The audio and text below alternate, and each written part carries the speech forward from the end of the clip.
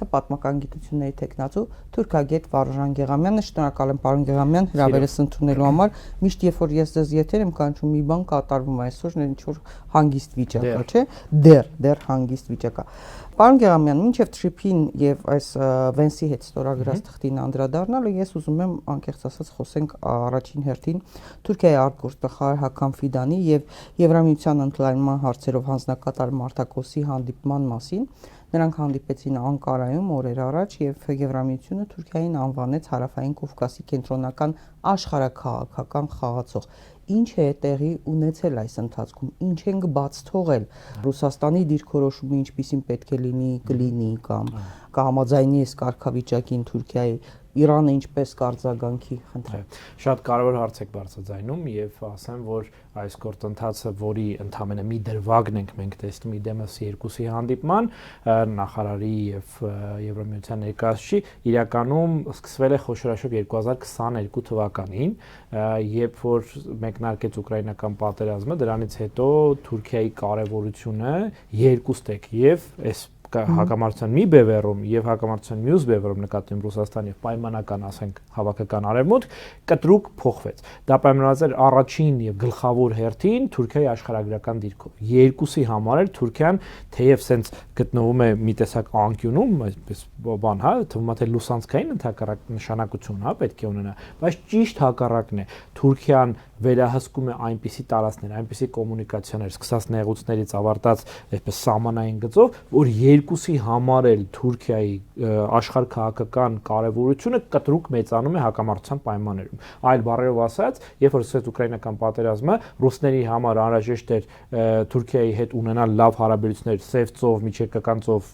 այսպես հոսքը ապահովելու համար առաջին հերթին եւ թիկունքային ապահովություն ունենալ Սև ծովում, իսկ եվրոպացիների համար Թուրքիան դարձավ Ռուսաստանի ճակատի գլխավոր գծերից մեկը։ Եվ եթե Թուրքիայի հետ լավ չեն հարաբերությունները, ապա այդ ճակատը, արևմտյան այսպես ասած ճակատը շատ ավելի մոտ է լինում իրենց, քան եթե կա Թուրքիան։ Այսպիսի իրավիճակ իմիջիալից եղել է նաև Երկրորդ համաշխարհային պատերազմի առաջին տարիներին, երբ որ բոլոր կողմերը փորձում էին Թուրքիայի հետ համագործակցության լավ լեզու գտնել, ինչից թուրքական դիվանագիտությունը հմտորեն օգտվում էր բոլորից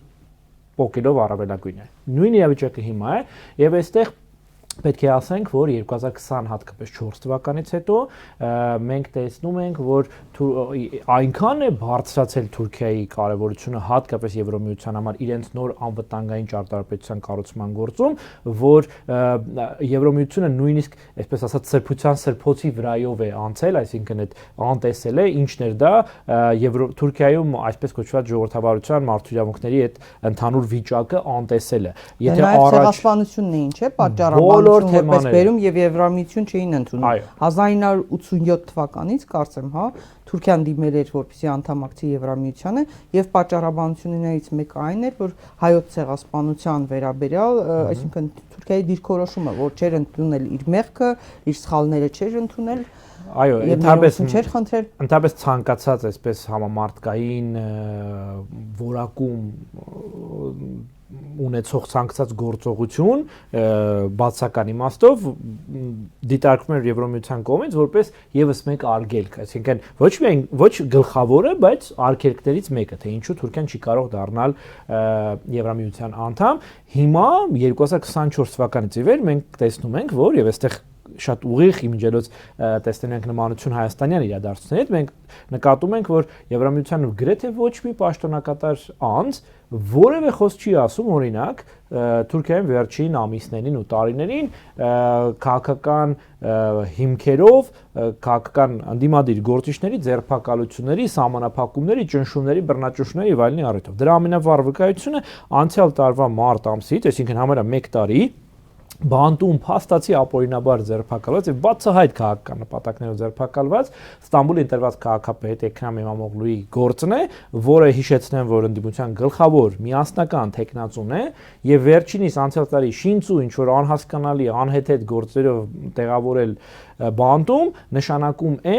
փաստացի խախտել մրցակցայինության ժողովրդավարության գլխավոր պայմանները։ Եվրոպական կողմից, եթե առաջ այսպիսի դեպքերում կլինեին տասնյակ, հարյուրավոր ելույթներ, կոչեր, դատապարտություններ, բանաձևեր, այցելություններ բանտ եւ այլն, 1 տարի է կենսերիանում որևէ բան չկա։ Ինչու՞, որովհետև այժմ ինչպես նաև մեզ հասանել է դառնում մամուլում հրապարակված մեդիաներում հրապարակված արտահոսքերից, եվրոպական կողմում Թուրքիան չափազանց կարևոր գործընկեր է, ռազմավարական գործընկեր է, որպեսզի Եվրոպան իրեն շռայլություն թույլ տա անդրադառնա Թուրքիայի ներքին գործերին։ Եվ իհորն այստեղ նմանությունը ճիշտ նույնը տեսնում ենք հիմա փաստացի ոչ թե երկրի դեպքում, եթե Թուրքիան այնտեղ որպես երկիր է հանդես գալիս, այստեղ Հայաստանում գործող դե ֆակտո իշխանությունն է համարվում եվրոպացիների համար կարևոր գործընկեր, հետաբար կարելի է աչք փակել Հայաստանում տեղի ունեցող հակաժողովրդավարական բոլոր գործընթացներին, եկեղեցականների ձերբակալությունից ապօրինի մինչև քաղաք բանտարկյալ հանդիսացող տարբեր մարդկանց վրա սահմանափակումները։ Պարոն Գեղամյան, հայտնի է Միացյալ Նահանգներ եւ Եվրոպա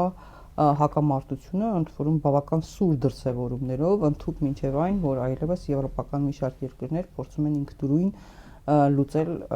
իրենց հետագա խնդիրները, հատկապես անվտանգային խնդիրները, այնպես որ այս խնդիրները ակնհայտ են։ Այն, որ Նիկոլ Փաշինյանը կարողացավ ոչ միայն Ալիևի երեսը լվալ, փաստորեն նաև արեց Էրդողանի դեպքում։ Ցեղասպանության ճանաչման հարցը օրակարգից դուրս մղեց, կասկածի տակ դրեց ցեղասպանությունը, ասելով, որ դեռ պետք է հասկանանք ում մեղքով է եղել, ինչ է տեղի ունեցել, այնուհետև այդ մերժողական, թուրքական թեզը առաջ բերվեց, նրանք ասում էին, չէ, այդ որ ասում եք 1.5 միլիոն հայ է կոտորվել, հələ եկեք պարզենք այդքան հայ եղել է, որ կոտորվել է, ասում եք, չէ, այդպես էին մերժողական իրենց քարոզչությունը թուրքական։ Նիկոլ Փաշինյանը եւ նրա թիմակիցները Անդրանիկ Քոչարյաններ ասում են դեռ եկեք մի հատ այդ ցուցակները հրապարակենք, տեսնենք այդքան մարդ զոհվել է, թե կամ ովքեր են այդ մարդկանց։ 44-օրյա պատերազմի նահատակվածների ցուցակը չեն տպում, բայց ասում են եկեք 1915 թվականի ցեղասպանության ցուցակները։ Հիմա այս խաղը ուզում եմ հասկանանք, հա, որովհետեւ մի կողմից Ամերիկան Եվրոպայի հետ հակամարտության մեջ է, մյուս կողմից Թուրքիայի առաջ ինչ որ ճանապարհ են բացում եւ ընդ որում Եվրոպական միության ընդլայնման հարցերով պատվիրակություններ եւ գնացել են Ադրբեջան եւ եկել են Հայաստան եւ օրերս նաեւ Ադրբեջանի նախագահի անվտանգության հարցերով օգնական Հաջիևը հայտարարել էր, որ Ադրբեջանը ցանկանում է տեսնել Եվրոպական միությանը որպես Զանգեզուրի միջանցքի մաս։ Փորձենք սա հասկանալ, հա, Թուրքիան դիվանագիտություն է օգտագործում այս խաղի դեմ, փորձում է օգտվել, ինչ հարցեր են լուծվում։ Շատ լավ, մի քանի իհարկե ենթաթեմաների բաժանված մեծ թեմայի եք անդրադառնում, ես կփորձեմ բոլորին շատ հակերճ պատասխանել, միայն մեկ հավելում, որը հնարավորություն կտա նաև կապել նախորդ հարցը այս հարցի հետ, շատ ճիշտ նկատեցիք, որ այս պահին Եվրոպայում ըստ էության մշակվում է եւ առանձին վերցված եւ որոշ երկրների միջև համագործակցաբար նոր անվտանգության համակարգ կառուցելու գործընթացն է սկսվել եւ այդ գործընթացի կարևորագույն դետալներից մեկն է օրինակ համատեղ ռազմաարդյունաբերական ձեռնարկությունների հիմնումը կամ դրանց արդիականացումը, դրանցում նոր այսպես խաղացողների, նոր մասնակիցների ներգրավումը եւ դրա հիմքի վրա այսպես կոչված եվրոպական անվտանգային պատի կառուցումը։ Դա ենթադրում է, որ պիտի ամբողջ այսպես Ռուսաստանի հետ ճակատի երկայնքով մեկ կառուցվի այնպիսի մի անվտանգային համակարգ, որը բաղկացած է անօթաչու թռչող սարքերից մինչև հողի վրա գտնվող տարաբնույթ մեխանիզմներ, որոնք թույլ կտան զսպել իրենց ընկալմամբ, իրենց ասածով ռուսական հնարավոր սպառնալիքը։ Այստեղ օրինակ Թուրքիան եւս հանդես է գալիս իրենց համար կարևոր գործընկեր, ինչու, որովհետեւ եթե դնում ես այդ համակարգը պայմանական Թուրքիայի սահմանին, Թուրքիայի Ռուսաստանի սահմանին, հա, այս ծովային սահմանին, այս պարագայում ստացվում է, որ դու համ այնտեղ ավելի էժան ես դա անում, համ էլ քո սահմաններից հեռու ես սպանում, այսինքն վտանգը դու քեզնից հեռու ես ստանում, որ այնտեղ բախում լինի, այնտեղ լինի հարվածը, չգա հասնի պայմանական Ավստրիայի պատերին, հա, Վիեննայի պատերին։ Այս իմաստով Թուրքիան շատ կարևոր է դառնում եւ մենք տեսնում ենք, որ կա ակնհայտ լոբինգ եվրոպական որոշ պետությունների կողմից Եվրամիության ներսում, որպեսզի Թուրքիայի վրայից արգելքները կամ ընդհանրապես ցանկացած երրորդ երկրի վրայից արգելքները հանվեն, որպեսզի Թուրքիան կարողանա մասնակցի այդ մեծ մի քանի բազմա միլիարդանոց տասնյակ միլիարդավոր դոլարների հասնող բյուջեից ինքն էլ կարողանա օգտվել եւ այդ ռազմաարդյունաբերությունից դառնա այդ ռազմաարդյունաբերական մեծ մեխանիզմի մասը, որը երկուստեք շահեկան է։ Եվրոպան ստանում է իր անվտանգությունը ավելի էժան եւ իր սահմաններից ավելի հեռու, Թուրքիան ստանում է սեփական ռազմաարդյունաբերական համալիր արդիականացնելու հնարավորություն։ Այս մոտեցումը, այս մոդելը կա նաեւ Արևմուտք Ադրբեջան հարաբերություններում եւ գալով ձեր երկու հիմնական ենթահարցերին մենք այդ հարցը ականատես ենք լինում, թե ինչպես է Եվրամիությունը սեփական շահերից ելնելով աջակցում, ուժեղացնում Ադրբեջանին եւ ադրբեջանական դիրքորոշումները եւ թուրքական դիվանագիտությունը, որ այս պարագայում նաեւ ժառանգել է ադրբեջանական կողմը, կարողանում է նմանատիպ իրավիճակից ճիշտ կամ հնարավորինս ճիշտ կողմնորոշվելով ուրեմն սեփական արդյունք բաները ստանալ, օգուտներ ստանալ։ Դրա վառ վկայությունը այսպես կոչված TRIP-ի, իրականում Զանգեզուրի միջանց կոչվածի շուրջ տեղի ունեցող այս բանի բանակցություններն։ Ինչ է անում թուրք-ադրբեջանական կողմը։ Հնարավոր չէ հասնել սեփական ունեցած ռեսուրսներով այսպես կոչված այդ միջանցքի ստեղծմանը։ Շատ լավ, ներգրավենք նրանց, ում կարող ենք ցույց տալ, որ այս ճանապարհի բացումը, այսպես կոչված միջանցքի ձևավորումը իրենց շահերին հակոտնյա չէ, ավելին կարող է նպաստել, դրանով մեծացնենք դրան ասում են բաներ, չէ, stakeholder-ների եւ shareholder-ների, այսինքն այդ դրա փայատերերի շրջանակը, բայց մեկը միջանցքը ստացվելու է։ Այսինքն հիմա որ Միացյալ Նահանգներն այս process-ի դերակատարը, էությունը դրանից չի փոխվում, չէ՞, այսինքն Թուրքիան մեկը ստանում է այդ կապը։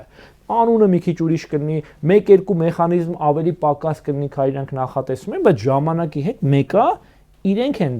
ստանալու ավելին, քան ցանկացած որևէ կողմ։ Իսկ մեր տեսանկյունից ընդհանրապես տարբերություն չկա։ Ով է այդ process-ի օպերատորը, ով է այդ process-ում ներգրաված։ Եվ ցավոք սրտի պետք է ասել, որ շնորհիվ իրենց առաջին հերթին նախանձախնդրության եւ նախաձեռնողականության եւ Թուրքիան եւ Ադրբեջանը կարողանում են այսպես իրենց հակահայկական ծրագրերում հնարավորինս շատ դերակատարներ ներգրավել։ Եվ այստեղ ասեմ, որ մեր դիտողները գուցե այս բանը մտածեն, որ մենք ինչ որ բան ենք անում, հա, արևմուտքին այդպես պիտակավորում ենք որպես Թուրքիա եւ Ադրբեջանի գործընկեր, բայց մոռանում ենք այլոց։ Ես ուզում եմ ասել, որ Թուրքիան եւ Ադրբեջանը աշխատում են նաեւ Ռուսաստանի հետ եւ Ռուսաստանի որոշում կայացնողների տարբեր խմբերի հետ, որպեսզի վերջիններիս եւս հնարավորինս այսպես թույլատնեն իրենց դիրքորոշումները կամ մասնակից դառնան այս process-ներին։ Դիտմամբ թե ինչպես սրեց, չէ, նաև բանը Ռուսաստանի հետ գուցե դա եւս բանակցությունների դիվանագիտություն որպես, հա, որովհետեւ գիտեք շատ դժվար է հիմա հատկապես մեզ համար լիարժեք պատկերացնել ընթացող process-ները, որովհետեւ ընդունված է ժամանակակից տարբեր քաղաքական շրջանակներ, նկատի ունեմ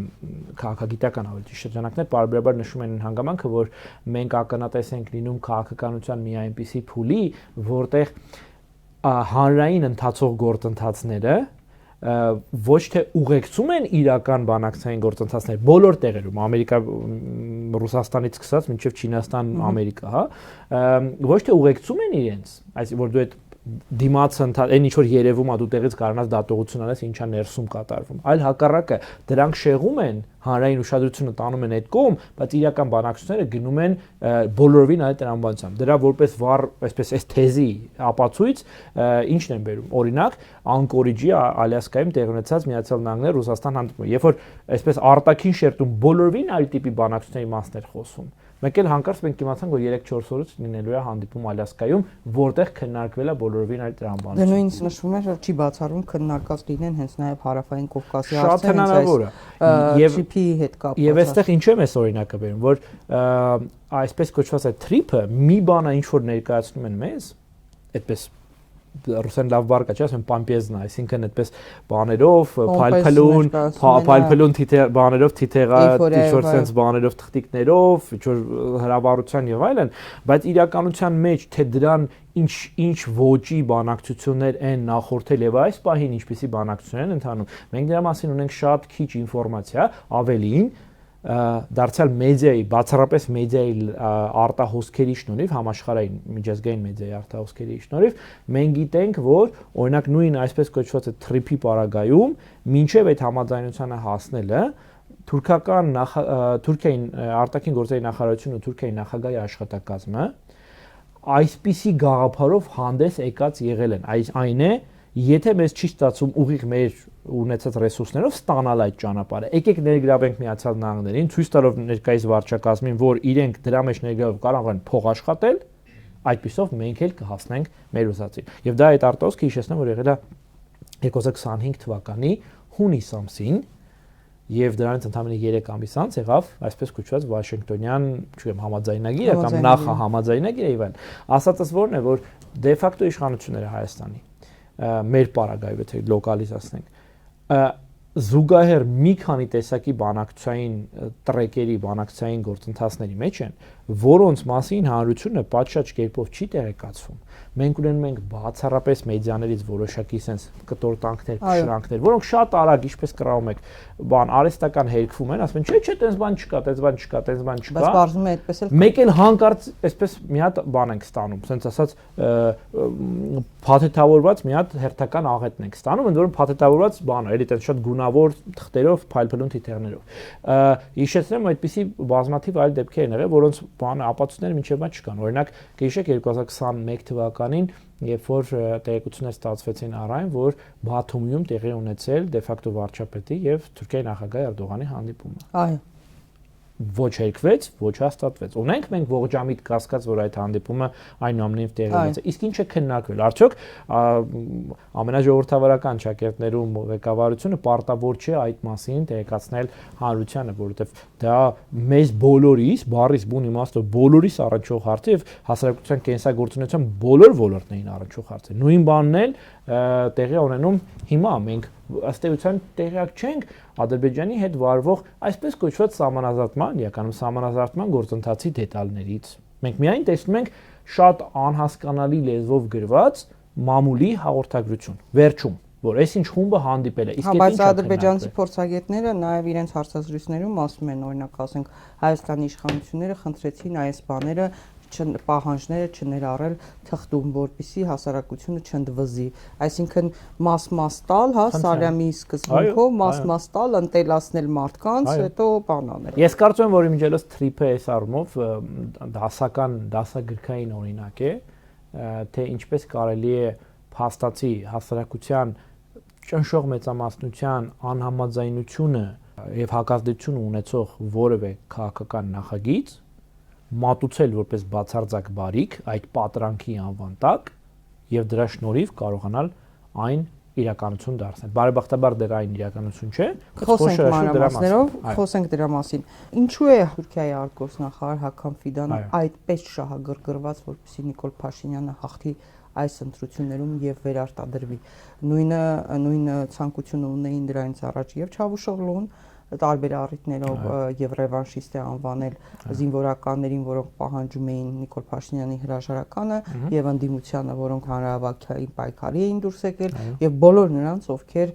Նիկոլ Փաշինյանի դեմ են խոսում։ Նույն աջակցությունը տալիս է Էրդողանը, ինչու է Թուրքիան, Հակոբ Ֆիդանը այդքան ուզում, որ Նիկոլ Փաշինյանը վերընտրվի։ Ինչու եմ հատկապես շեշտում Հակոբ Ֆիդանի պահը, որովհետև նա եղել է Թուրքիայի արտաքին հետախուզության նախկին ղեկավարը, այսպես ասած իր մոտ է պահպանվում այս սև արգղերը, հա, որի մասին նույնիսկ Էրդողանն է, չէ, սև թե կարմիր արգղերը, հա, այսպես ասած գաղտնի ինֆորմացիա է։ Ինչու է Հակոբ Ֆիդանը այդպես ուզում, որ Նիկոլ Փաշինյանը այս ընտրություններում հաղթի։ Դարձյալ ձեր ասածը ուղղակի լրացնելու մի փոքր ավելի համակարգային հիշեցնելու մեր դիտողներին այդ նպատակով ասեմ, որ ընդհանրապես մենք հիմա ականատես ենք լինում բառից բուն իմաստով պատմական իրադարձության, երբ որ փաստացի 1992 թվականից ի վեր Թուրքիան առաջին անգամ հնարավորություն է ստացել անխոչնդոտ շատ լայն ծավալով միջամտել հարավկովկասյան բոլոր երկրների ներքին գործերին։ Եթե առաջ դա միայն սահմանափակվում էր բացահայտ Ադրբեջանով, հետո մասամբ Վրաստանով, ապա այսօր ասում եմ full house, հա, այս դեպքում ուղղակի 4-ի փոխարեն 3, 5-ի փոխարեն 3, ուրեմն 3 երկրում նա կարողանում է քաղաքական հասարակական գործընթացների վրա որոշակի ազդեցություն ունենալ տարբեր ծավալներով, տարբեր իրադարձությունների ժամանակ, տարբեր ոճով։ Բայց սա աննախադեպ է։ Ինչու՞, որովհետև 92 թվականից հետո, երբ որ այդ հայտնի հիշում եք այդ գեներալ Շապեշնիկովի հայտարարությունը, որ Թուրքիայի միջամտության պարագայում կլինի երրորդ համաշխարհային պատերազմը, դրանից հետո Թուրքիան յուրահատուկ չգրված տաբու էր սահմանել ինքն իր համար, որ չենք միջամտում ներքաղաքական այստեղ Հայաստանում տեղի ունեցող գործընթացներին։ Միջազգային սա իրական ինքնիշխանության վառ վկայություններից մեկն էր, հա։ 2020 թվականից հետո այդ տաբուն կոտրվել է, միջերս կոտրվել է դեռ պատերազմից առաջ 2000 ես արձանագրել էի դա եւ դրա մասին բարբերաբար խոսել եմ, նաեւ գիտական հրապարակումներ կան այդ թեմայով 2019-ից հետո այդ տաբուն կոտրվեց։ Թուրքիան իրեն թույլ էր տալիս հերիք չէ միջամբան անել, այսպես անդրադառնալ հայաստանյան խոսույթին, այլ ավելին դրան տալ սպառնալիքով գնահատական, այսինքն այ տեսեք, sense բաներ եք ասում, այ դրա համար մենք ձեզ կպատժենք։ Մինչև այդ մենք այս բան չենք ունեցել, չի արձանագրվել նման բան։ Եվ ամենաբանը ցցուն օրինակ ասած եկեղեցու դեմ ուղղորդեց եւ Սփյուռքի։ Ասեց, որ պետք է հարցերը լուծի։ Հայաստանի իշխանությունը Սփյուռքի եւ նաեւ եկեղեցու հետ կապված հարցերը պետք է լուծի։ 20 թվականի նոյեմբերից հետո այս տաբուն ընդհանրապես այլևս գոյություն չունի եւ Թուրքիայի Հանրապետությունը ըստ էության կարողացել է հասնել Հայաստանի Հանրապետության վրա իր քաղաքական ազդեցության տարածման որոշակի մակարդակի։ Այն չեմ կարող ասել, որ շատ դեռևս շատ մեծ է, շատ լայն է եւ այլն, բայց այն, որ փաստացի Հայաստանի Հանրապետության դե ֆակտո իշխանությունները կատարում են թուրքական ուղղակի կամ անուղղակի կատարում են Թուրքիայի գրեթե բոլոր պահանջները, հենց դրա վկայությունն է։ Երկրորդ կարևոր վկայությունն այն է, որ Թուրքիայի Հանրապետության բարձրաստիճան պաշտոնները բարբերաբար անդրադառնում են, ինչպես դուք իրավացիորեն այսպես որոշակի բան ներկայացրեցիք, հա, խումբը ներկայացրեցիք, իրեն թույլ է տալիս բարբերաբար խոսել հայաստանյան ներքաղաքական իրադարձությունների մասին։ Երբեմն նույնիսկ օգտագործելով դրա համար ոչ պատշաճ բնորոշումներ, որոնք չես կարող ասել, որ բարեկամական երկրի կամ խաղաղության տրամադրված երկրի խոսույթ են։ Օրինակ, Հայաստանում տեղի ունենում ներքաղաքական ցույցեր, օրինակ 2022 թվականի դիմադրության շարժումը, որը ներհայաստանյան գործընթաց է։ Ես որպես քաղաքացի մասնակցել եմ այդ շարժմանը, որովհետև ուզել եմ բարձրացնել իմ ձայնը, իմ դժգոհությունն, իմ համաձայնությունը վարվող քաղաքականության դեմ եւ քաղաքականության փոփոխության համար պահանջել եմ դե ֆակտո իշխանությունների հրաժարականը։ Ես եւ իմ նման 100 հազարավոր քաղաքացիներ որակվել են Թուրքիայի ամենաբարձրաստիճան պաշտոնյանից մեկի, այն ժամանակվա արտգործնախարար Մևլութ Չավուշօղլուի կողմից, որպես ծայրահեղական, ռևանշիստ եւ ծայրահեղ ազգայնամոլական։ Բայց երեք պիտակավորումները ոչ այլ ինչ է, ցանկացած գիտական դասակարգմամբ կարող ենք ասել, քան միջամտություն Հայաստանի ներքին գործերին, որտեղ Հայաստանի դե ֆակտո իշխանությունը, եթե իրոք լիներ ազգային իշխանություն, ինքը եւ պետական իշխանություն, ինքը պետք է լիներ բոլորի պահապանն ու պաշտպանը, անկախ նրանից մենք իրեն ընտրել ենք, թե չենք ընտրել, բայց իրենք նույն խոսույթն էին օգտագործում։ Հենց այդ դա եմ ասում։ Չավուշօղլուն, Էրդողանը, Նիկոլ Փաշինյանը, Ալիևը ու ԿՊԱ-ականները նույն բառապաշարն էին օգտագործում քաղաքական ընդդիմախոսների պայքարողների մասին։ Նույնիսկ եթե մի պահ պատկերացնենք, որ իրանք դա անում են բացառապես ներքաղաքական կոնտեքստում, միևնույն է այն պահին, երբ որ կոպիտ ասած Հայաստանի Հանրապետության իշխանությունների կամ Հայաստանի Հանրապետության իշխանություն հանդիսացող Հայաստանի քաղաքացիների եւ այն մյուս Հայաստանի քաղաքացիների միջև կա ներքաղաքական պայքար, որևէ երրորդ կողմ իրավունք չունի դրան խառնվելու։ Եվ այս պարագայում, երբ որ Թուրքիայի բարձրագույն ղեկավարության երրորդ, չորրորդ անձը իրեն թույլ է տալիս խոսել Հայաստանում գործընթացների մասին հերիք չի մի հատ է պիտակավորել, իսկ դա պիտակավորում է ու թիրախավորում է, դա hate speech է, ատելության խոսք է։ Այդ նշանակում է, որ հենց այդ վարքյանին Հայաստանի դե ֆակտո իշխանությունը պիտի վեր կենա ասի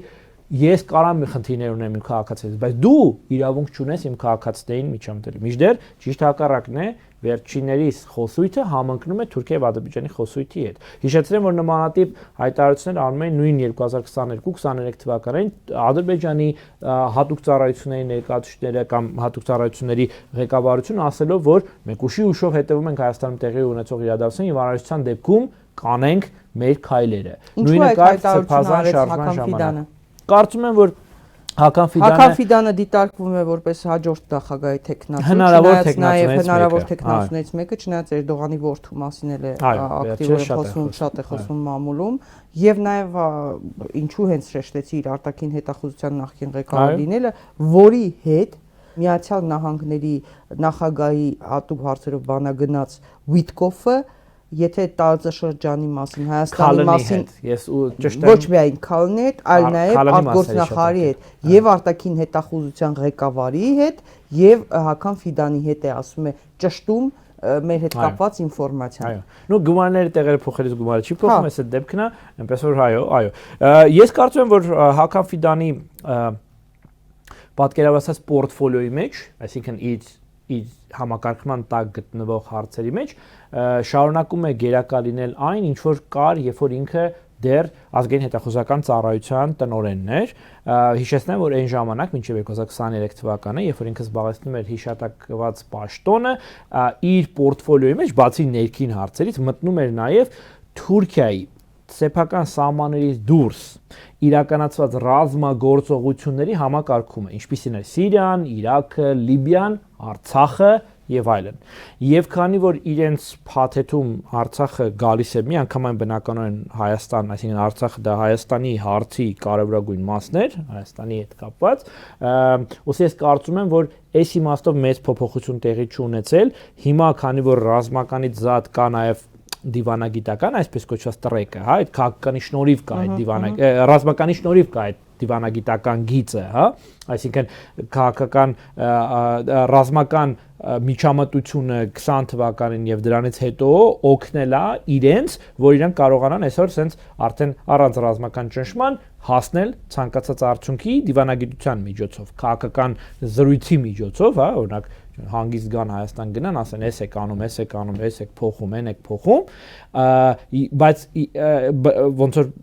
շարունակումը Հական Ֆիդանը լինել այդ process-ի համակարգողը նաև ի պաշտոն է, այսինքն համ նախկին պաշտոնի բերումով այդ իր պորտֆոլիոյի մեջ է, համ ներկայիս պաշտոնի բերումով իր պորտֆոլիոյի մեջ է եւ կարծում եմ, որ նաև այս վերջի հունվարյան հարցազրույցից հետո, երբ որ փաստացի հիշատակեց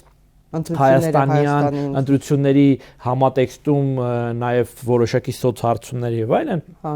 մենք գործ ունենք շատ բանիմաց պաշտոնյայի հետ, որը ուշով հետևում է ներհայաստանյան գործընթացներին, ինչը եւս մեկ անգամ վերահաստատում է, որ իրենց համար այստեղ տեղ ունեցողը չափազանց գայուն ու կարևոր թեմա է, որովհետև դժվար է պատկերացնել, որ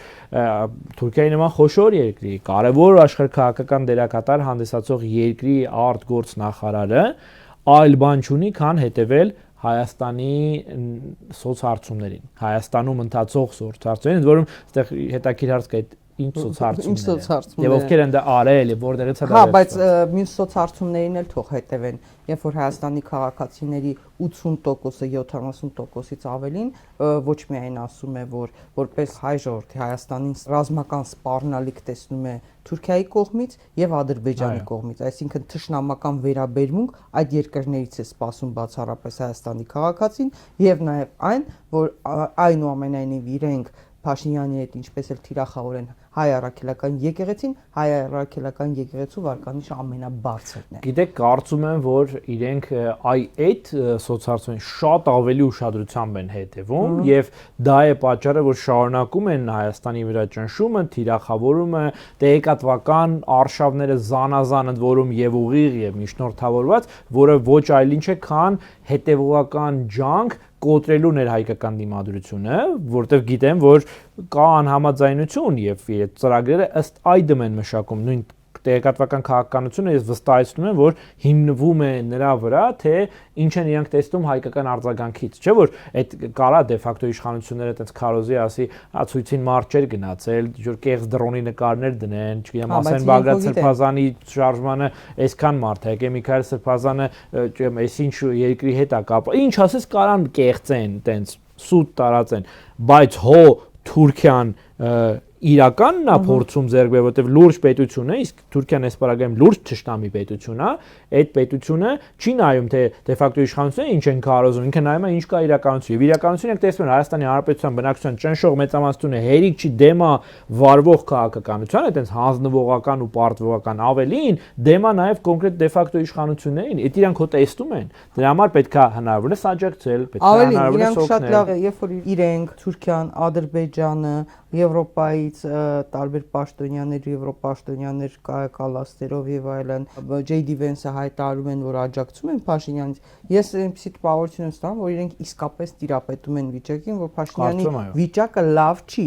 այսինքն տեսեք ինչքան աջակցություն են անանում, բայց ցույց են տալիս նաեւ իրենց համար որքան կարեւոր է։ Պարոն Գեղամյան, դուք առավելևս հետևում եք, հա, եւ թուրքական մամուլին եւ ադրբեջանական մամուլին, միջազգային մամուլին։ Տիկնիկյան, եթե թույլ կտաք 1000 ներողություն եմ խնդրում, ձեր այդ նախորդ ասածին մեկ շտրիխ էլ էլի, այսպես ավելացնենք, մեկ դրվագ էլ ավելացնենք։ Ես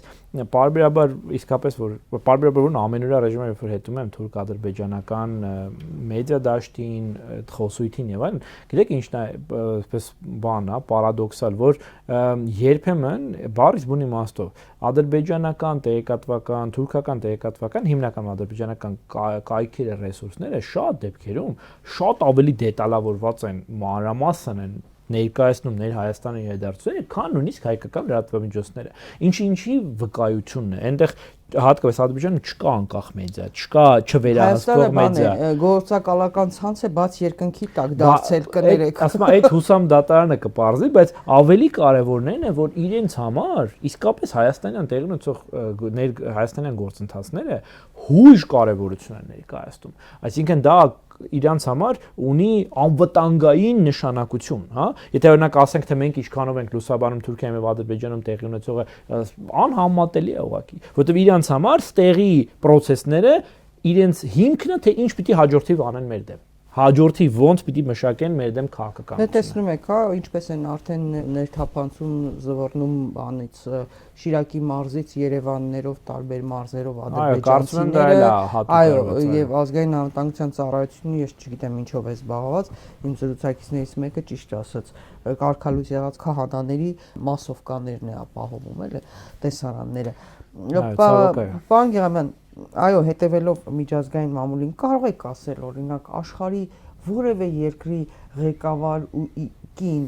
գիտեք այլ, որը օրինակ Էրդողանի գիրքը այդպես գովազդ են։ Ես ուզում եմ անկեղծել, օրինակ, ասենք, Փաշինյանը կրծքին դրած նկարվեց, նա ռոպագանդումա կարդալը, լուսանկարները անում են էժան ինֆլուենսերների պես, կներեք, էլի, այդ գովազդը ինչ արժե, որևէ մեկը էլի արել, հա։ Այդ գովազդը արժե հայրենիք։ Թուրքիայի Հանրապետության նախագահի գիրքը գովազդելը դա մեր հայրենիքի ինչ որ մի պատառի գինն ունի, Արցախի գինն ունի, որովհետև դա նույնիսկ չի տեղավորվում բանի մեջ, գիտեք, բարոյականության սահմանների մեջ։ Այսինքն մարդու, որի կին է, օրինակ, բացահայտ 2021 թվականի հունիսին ասել է, որ ինչքան գերի ունեք հայ, ունեք էլ լավ է, դե քիչ տվեք, որ դրա դիմաց ինչ որ բան կուզեք։ Խոսքը Էրդողանի կնոջ Էմինե Էրդողանի մասին է։ Բայց այդ կինը տենց բան է ասել։ Լավ, բա դու սոլիդարության տարական զգացողություն չունես, որ առնվազն քո հայրենակից եղբայր քուր հանդիսացող մարդկանց մի խմբի մոտ դա առաջացնելու է բացասական զգացմունք, չէ՞, առաջացնելու է, այսինքն երբ որ դու գովազդում ես մեկի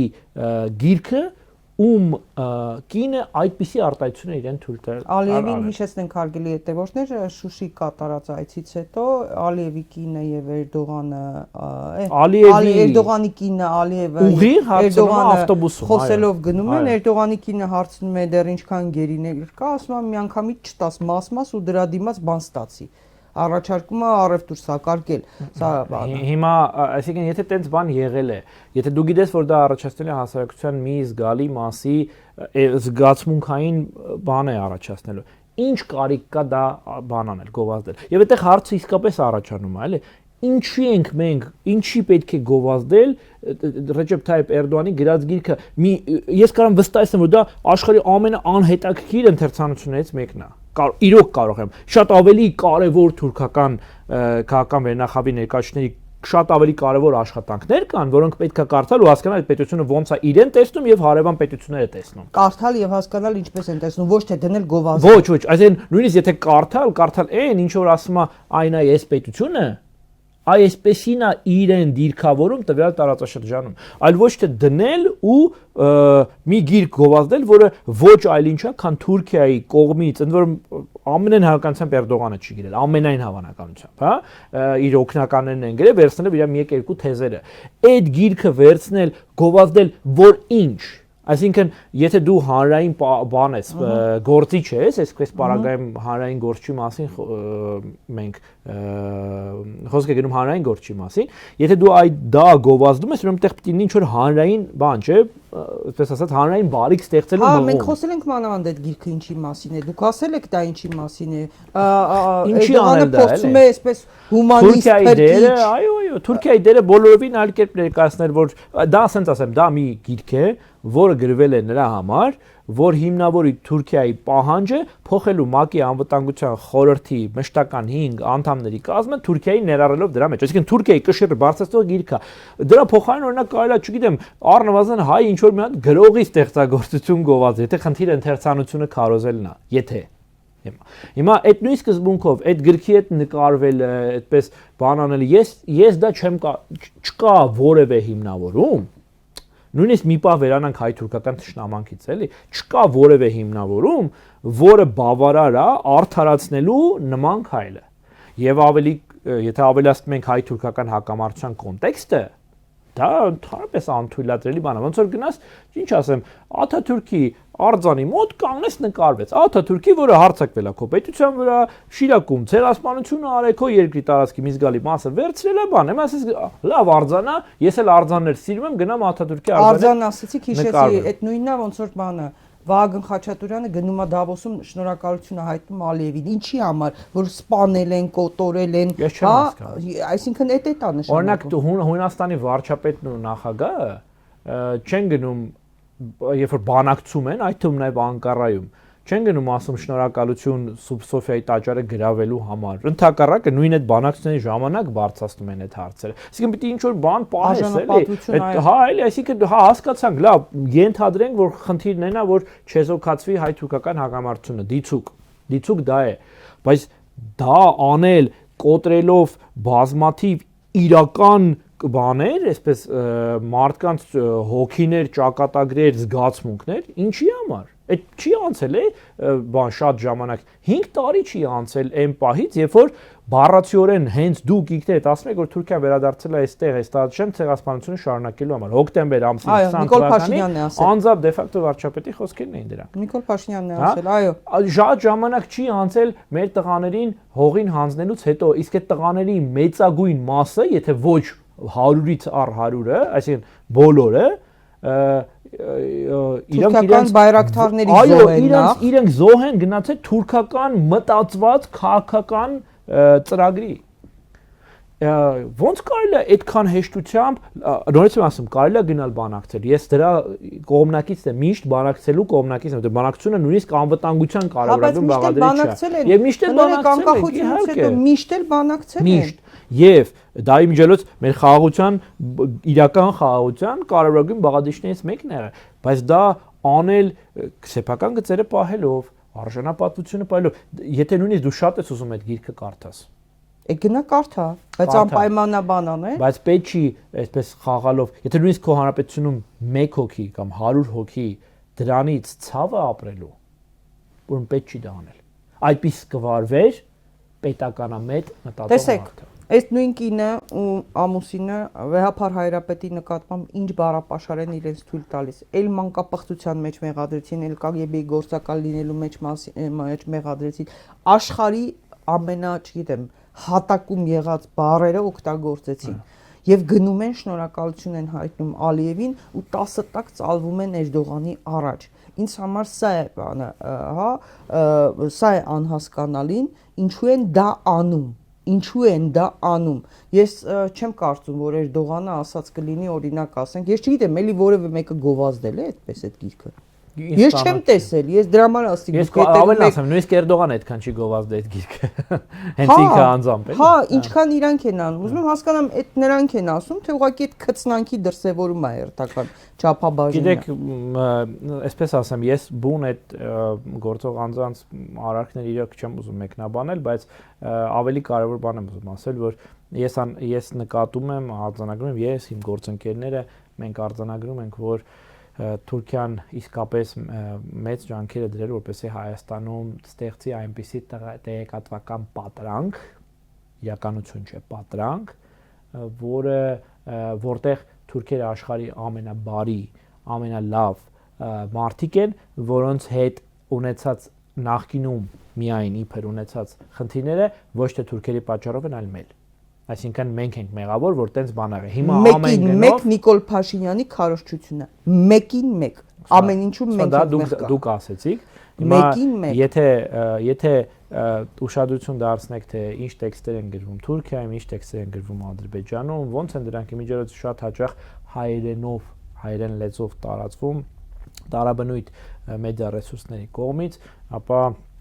կասկած չի մնա, որ գործ ունենք թուրքական տեղեկատվական արշավի հետ, որը նպատակ ունի հայկական լսարանում առնվազն ընդունելի դարձնել Թուրքիային նմանատիպ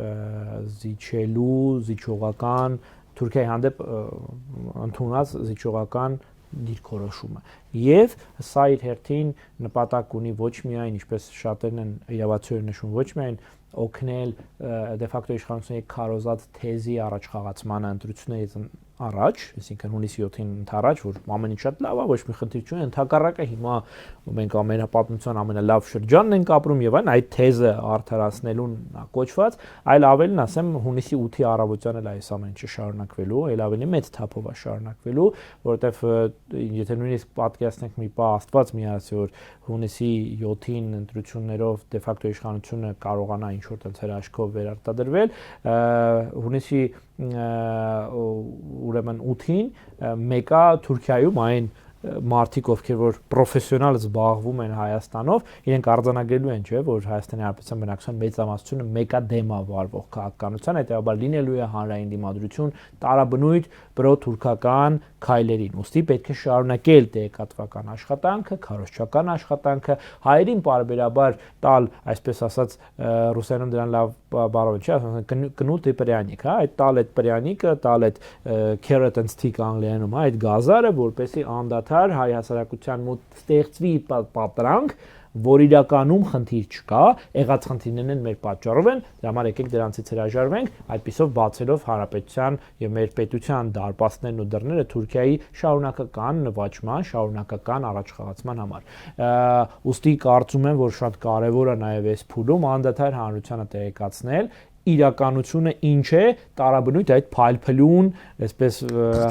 խտերի հետևում դրանցից ամենավառը անշուշտ այս փուլում այսպես կոչված տրիպն է, բայց դրանից զատ էլի բաներ կան, մանր մունրից սկսած, մի քիչ ավելի այսպես մեծից սկսած։ Վենսի այցի հետ կապված ամենախայտարակ դրվագը, որ Վենսը նախ կրթության նախարարը մինչև վերջ չի ուղեկցում, այսպես ասած,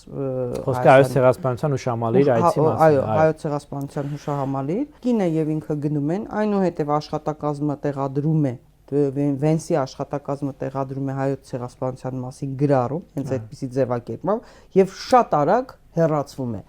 Ըստ տարբեր աղբյուրների Թուրքիայից զանգ է ստացվել, որով պահանջ է դրվել անմիջապես հեռացնել, հակառակ դեպքում դա կանդրադառնա նաև իրենց հարաբերությունների վրա։ Շատ արագ հեռացվել է, դա եւ Թուրքիան աղբյուրներն են ասում եւ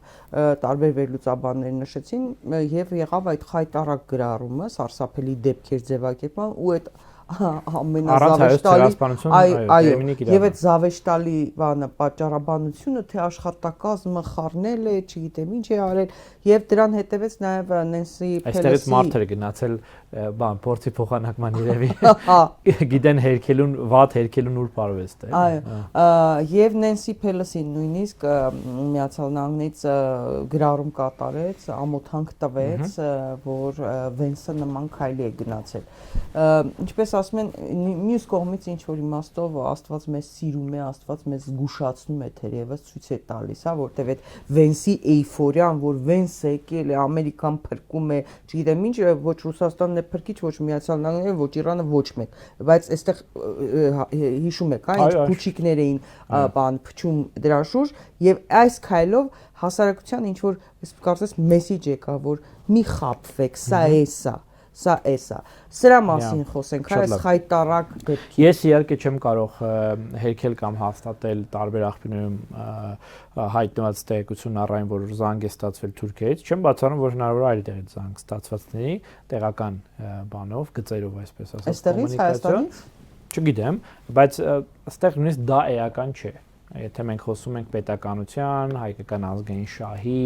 ինքնիշխանության եւ այլնի մասին, էականը այն է, ինչ որ դուք ասացիք ամենասկզբում այս հարցին անդրադառնալիս, որ ամենաբարձրաշան ամերիկյան պաշտոնը, որ երբևէ այցելել է Հայաստան, նա Հայոց ցեղասպանության նշանավանիր գնում է առանց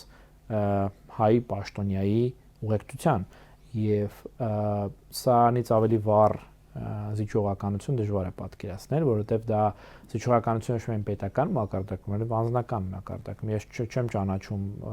հայ պաշտոնյաներին, ովքեր որ պետք է ըստ պրոտոկոլի պետական արարողակարգի ուղեկցեին, JD Vance-ին ու ցեղասպանության նշանավանիր միասին ծաղիկ խոնարհային, ինչը որ պահանջում է կարգը, բայց ենթադրում եմ, որ այդ պետական պաշտոններից որի ընտանիքին էլ նայենք, իրենց մոտ հաստատ կլինեն ազգականներ, հերու մոտիկ, ովքեր հայոց ցեղասպանության փրկվածներ են, հայոց ցեղասպանության զոհերի ժառանգներ են եւ այլն։ Եվ հետեւաբար դա յուրահատուկ դավաճանություն է ոչ միայն պետական արարողակարգի, դա խեղաթյուրում է պետական արարողակարգը, այլ նաեւ դավաճանություն է սեփական հերու մոտիկ ընտանիքների պատմությանը եւ ժառանգությանը, հա, հիմա էական չէ թե ինչ հիմնավորմամբ չեն այցելել Թուրքիայի պահանջով, չէ Թուրքիայի պահանջով, եթե մարդը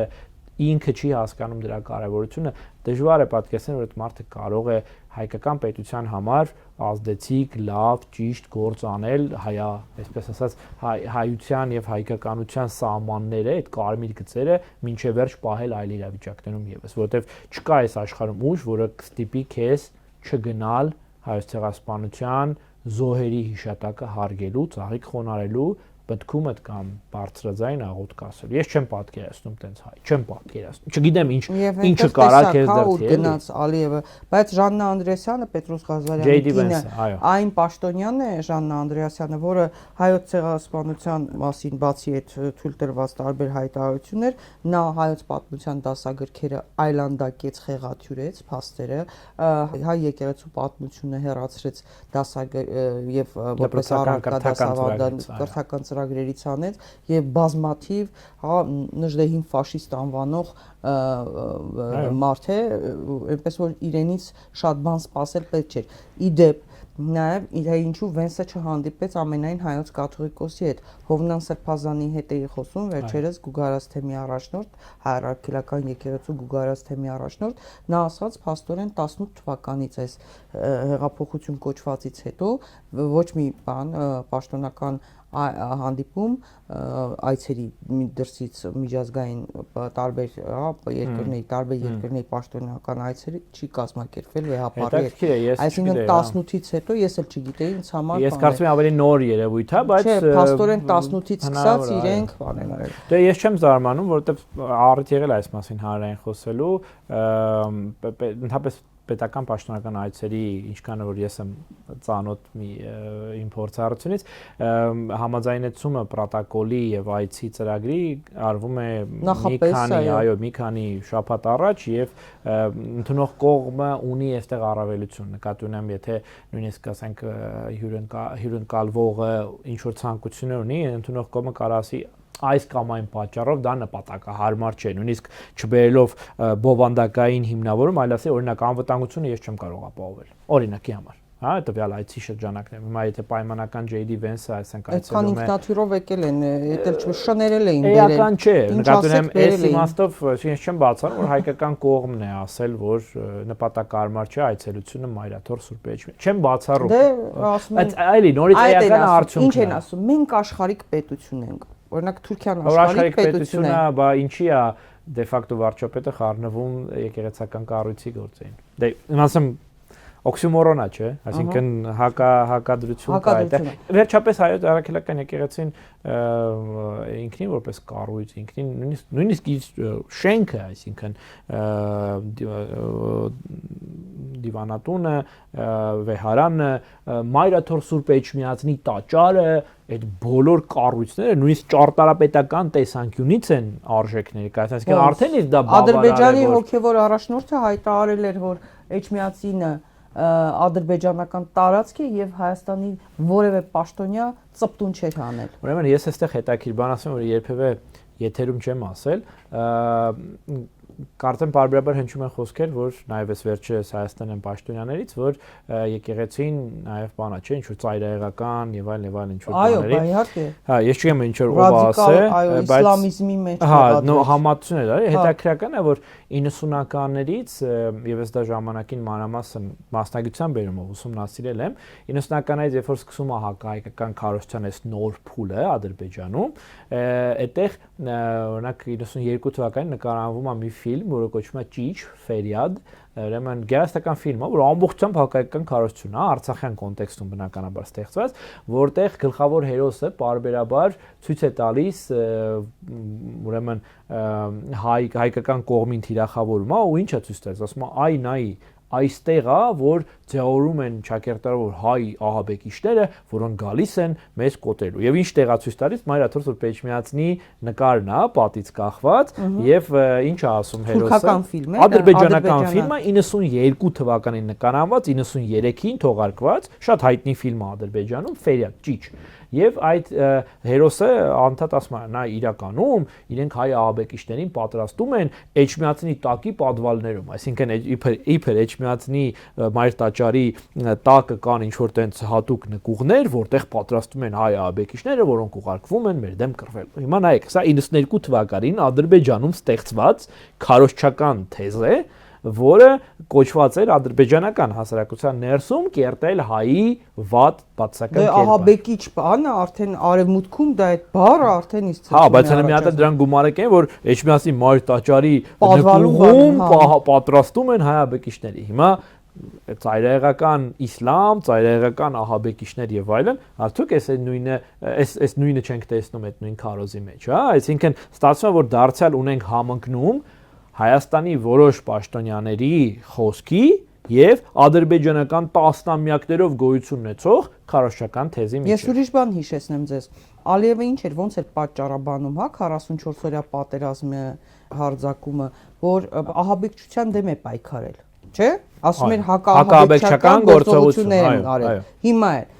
հայ ռազմագերիներին, պատանդներին, որոնք գտնվում են Բաքվի բանդերում, նա անվանում է ռազմական հանցագործներ, ահաբեկիչներ։ Հիմա Փաշինյանը ահաբեկիչ ծայրահեղ իսլամի մեջ է մեղադրում ահաբեկչության հայ հոգևորականների վեհապար հայրապետին։ Դուք տեսեք նմանությունը։ Դե այստեղ ես պետք է հիշեմ ամերիկյան հայտնի մի խոսք, որը գուցե նույնիսկ այս տաղավարում հնչեցրել եմ։ Ամերիկյան մի հայտնի խոսք կա, որ քաղաքականության մեջ էլ է կիրառվում, որն ասում է հետևյալը, ասում է, եթե մի բան բադի տեսք ունի, բադի պես լողում է եւ բադի ձայն է հանում, ապա նա ամենահանականությամբ դա բադ է։ Հիմա եթե դու անդադար լսում ես համընկնումներ, Թուրքիայում մի բան են ասում, հակահայկական այդ ամեն ինչը կրկնվում է,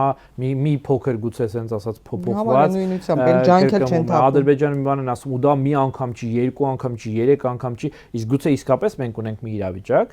որ բացահայտ կերպով Թուրքիան եւ Ադրբեջանը, որոնք ունեն հակահայկական տրամադրվածություն, իրենց համար առնվազն, այսպես մեղմ եմ շատ ձևակերպում, Հայաստանում այս պահին գոյություն ունեցող դե ֆակտո իշխանությունները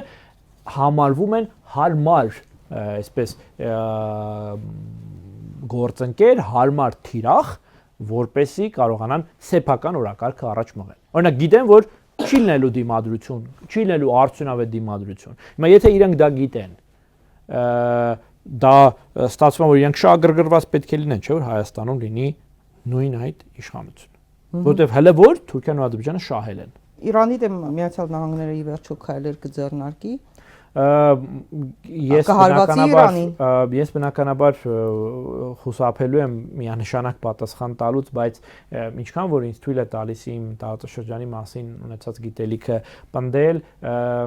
ակնհայտ է, որ սա իսկապես ճնշման ու այն ինչ որ կոչվում է ռազմական էսկալացիայի աննախադեպ մակարդակ է, առնվազն ինձ ծանոթ աղբյուրները հուշում են, որ Միացյալ Նահանգներում լրջորեն են քննարկում ավիահարվածներ հասցնելու տարբերակը եւս, հուսամ, որ դա իրականություն չի դառնա, բայց իրոք աննախադեպ է, առնվազն Դոնալդ Թրամփի վարչակազմի օրոք եւ ինձ այստեղ հետաքրքրում է գլխավորապես իրանական, իհարկե ես մաղթում եմ տոկունություն ու ամրություն իրանական ժողովրդին եւ իրանական պետությանը, բայց առավելապես ինձ հետաքրքիր է այս հարցը այն համատեքստում, որ Իրանի վրա ցանկացած հարձակում, Իրանի վրա ցանկացած ճնշում դա փխրուն բալանսի փոփոխություն է Հայաստանի շուրջ եւ հատկապես Հայաստանի հարավի շուրջ, ինչը հղի է բազմաթիվ սպառնալիքներով Հայաստանի եւ հայկական պետության համար, առավելապես Սյունիքի շուրջ արկա ախորժակները, որոնց ինչքան էլ որ քիչ, բայց այնուամենայնիվ դիմադրում ու չեզոքացնում է այդ սպառնալիքների մի մասը իրանական ուժեղ պետականությունը, այդ ուժեղ պետականության թուլացման պարագայում Սյունիքի շուրջ արկա բալանսը մի հատ բեկորով խախտվում է։ Արդյոք այդ խախտումը կբերի ամբողջ եղած համակարգի փլուզմանը, թե դեռ էլի ինչ որ ժամանակ դա կմնա, այսինքն ստատուս քվոն գոնե կպահպանվի, դա դարձյալ դժվարանում է ասել։ Ամեն դեպքում չի կարա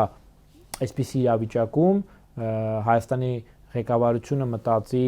այլ բանի մասին, նորմալ Հայաստանի ղեկավարության, նորմալ ղեկավարությունը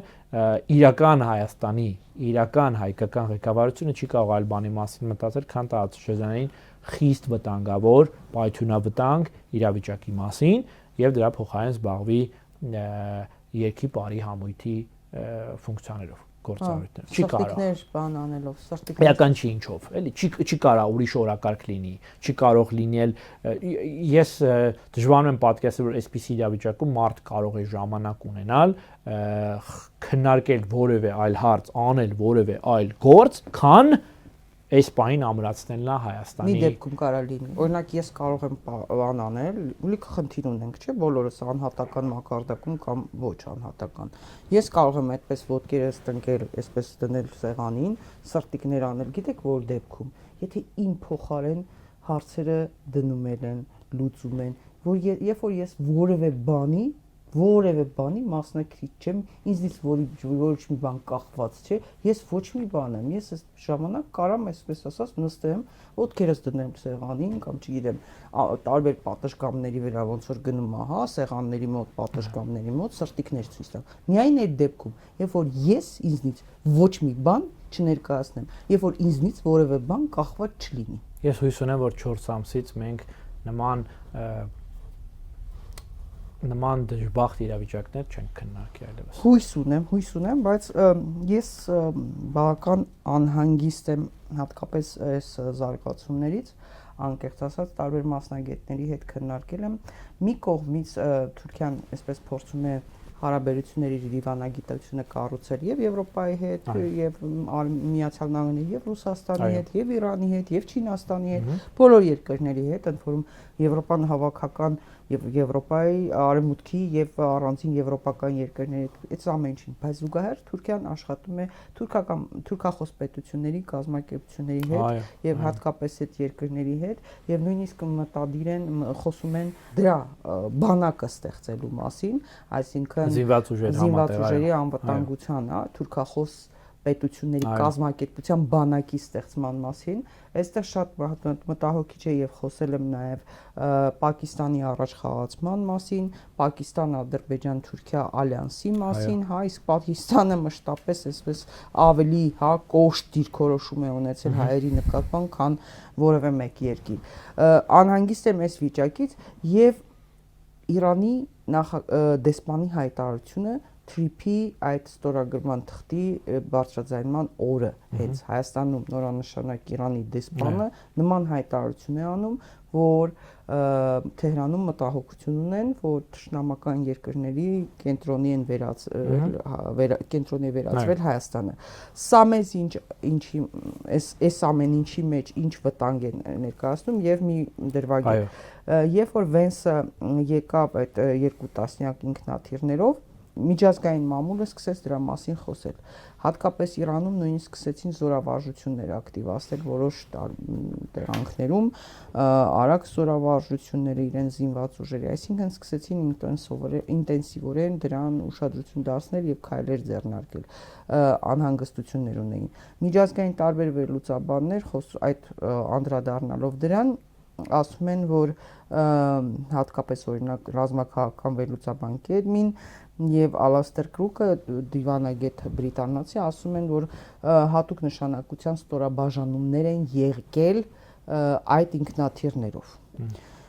Փորձենք այս ամեն ինչը համադրել, որովհետեւ այս ինչ որ կատարվում է, մեզ հետ է կատարվելու, եւ հասկանանք, արդյոք Հայաստանը այդքան խելք կունենա, Հայաստանի իշխանությունը չներքաշվի այս ամեն ինչի մեջ։ Դարձյալ այսպես մեծ է, այո, բան դիտանկյունը, ես փորձեմ երկու դրվագի անդրադառնալ։ Առաջինը, որ ինձ ծանոթ գրեթե բոլոր լուրջ վերլուծական, քաղաքագիտական, ակադեմիական այն շրջանակները, որոնք խոսքը արևմտյանի մասն առաջին հերթին, որոնք որ այս կամ այն կերպ ներգրաված են արևմտյան որոշումների կայացման գործընթացի մեջ, նկատի ազդեցիկ են իրենց գրվածները, իրենց աշխատանքները կարդում, լսում, իրենց հետ խորհրդակցում են քաղաքական վերնախավի ներկայացուցիչները, գեթե բոլորը սկսած 2022 եւ հատկապես 2023 թվականից պնդում են բացառապես մեկ բան. Սյունիքը եւ դրա շուրջ տեղի ունեցող գործընթացները հարավ-կովկասյան ու Մերձոր արևելյան տարածաշրջանի այսպայն ամենավտանգավոր, անգլերեն ասում են fragile, այսինքն փխրուն տեղերից մեկն է, որը կարող է դառնալ մեծ պատերազմի գլխավոր բաներից մեկը, այսպես պայթյունավտանգ տեղերից մեկը։ Այսինքն այստեղ սկսվածը կարա դառնա մեծ կռվի մի մաս։ Եվ հետաբար որևէ մեկի համար գաղտնիք չի, որ եթե կա այդպիսի գնահատական, դա նշանակում է, որ այդ գնահատականը հիմնված է նաև այն տեղեկությունների վրա, որ տվյալ գիտնականները, վերլուծաբանները, փորձագետները ունեն, իսկ այդ տեղեկությունները ինչի մասին պիտի լինեն, որ տարբեր երկրներ թիրախավորում են այդ գոտինը, տեղ ունեն շահերը, տեղ ունեն բախվող շահեր, ոչ համընկնող, այլ բախվող շահեր։ Ուրեմն այս իմաստով այն ինչ որ կարող է կատարվել մեր շուրջ, այն ինչ որ կարող է կատարվել Իրանում, այն ինչ որ կարող է կատարվել նույնիսկ ավելի լայն Մերձավոր Արևելքում, իր արձագանքը գտնում է Սյունյաց լեռներում, պատկերավոր ասած, հա, եւ հակառակը այն ինչ որ այստեղ տեղի է ունենում, ունի նշանակություն այս տարածաշրջանի գրեթե բոլոր եւ ուղիղ այս տարածաշրջանում ապրող պետությունների ժողովուրդների համար, եւ նաեւ տարածաշրջանում շահեր ունեցող պետությունների ու կողմերի համար։ Դրա համար պատկերավոր ասած մենք ոչ միայն գործ ունենք այսպես մի իրավիճակի հետ, երբ որ ամեն պահ սա կարող է պայթել, ավելին այն պայթելու հենց մեր տարածքում, ոչ թե մեր շուրջ։ Այսինքն ինքը ուղիղ իմաստով դառնում է բախման թափերաբեմ, այլ ոչ թե միայն պատճառ այլ տեղերում բախման համար։ Սա ինքնին արդեն շատ վտանգավոր է։ Սա ինքնին պետք է լինի Հայաստանի Հանրապետության ազգային անվտանգության գլխավոր մտահոգության առարկաներից, եթե ոչ առարկան, այլ առարկաներից մեկը։ Եվ երկրորդ դրվագը է սրա հետ կապված, որ մենք ակնհայտորեն մի իրավիճակի հետ գործ ունենք, երբ որ շատ բաներ թողնված է կարճաժամկետ պլանավորման, այսինքն ոչ թե մենք քննարկում ենք աստիճանական օրինակ Սյունիքի անվտանգության բարձրացման ռազմավարական ծրագիրը կամ Հայաստանի ընդհանրապես հանրապետության ռազմավարական առաջմղման ծրագիրը, այլ մենք քննարկում ենք օրինակ բան, հեսա Ալիևը կստորագրի ու դրանից հետո կպրծնի։ Իսկ ինչ եթե մի պահ եմ բանանում, հա, մի պահ պատկերացնենք, որ իսկապես այս պահին Ադրբեջանը տրամադրված է խաղաղության։ Իսկ ինչ է լինում, եթե Ադրբեջանում փոխվում է այդ իրավիճակը։ Արդյոք օրինակ դա չի փոխում այսպես կոչված թրիփի շահագործման հնարավոր սկզբունքները։ Հիմա պատկերացնենք Իլհամ Ալիևը, հայրին կոտորող, ցեղասպանող, Բաքվի բանտերում խոշտանգող Ալիևը փոխվել է հրաշքով, դարձել է բարի, իրոք լավ մարդ։ Պատկերացնենք մի պահ։ Հիմա ասում է եկեք ստորագրում ենք, մեխանիզմները ֆիքսում ենք, արտակարգ կարգավիճակ տալիս ենք, բայց ես ոչ մի բան չեմ ուզում։ Հաջորդ օրը այդ այնց հրաշքով Ալիևը դառնում է այնպեսին, ինչպեսին կա։ Փոխվում է այդ այսպես կոչված թրիպի իրականում Զանգեզուրի միջանցքի անվտանգայնությունը։ Փոխվում է, չէ՞։ Իսկ ինչ ալնում, եթե օրինակ Ադրբեջանում ղեկավարը դառնում մեկ այլ գործիչ, որն ասում է ես Սյունիքը ավելի հիմա ունեմ այնտեղ ինչ որ միջնորդավորված ներկայություն։ Ես այնտեղ ուզում եմ ներկայությունը մեծացնել։ Փոխվում է դա, թե չէ։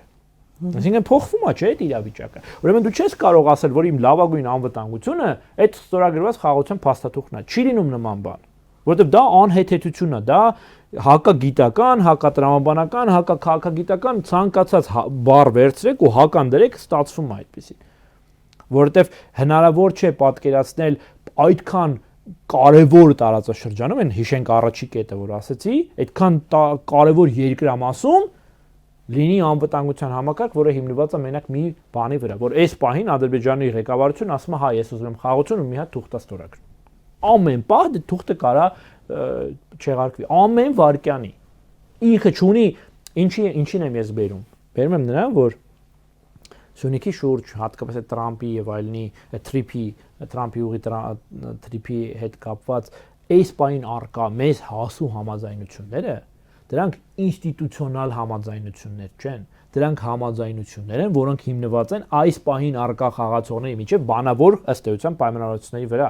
Այսինքն, եթե վաղը Միացյալ Նահանգներում գա իշխանություն, իսկ դրա հավանականությունը շատ մեծ է, չէ՞,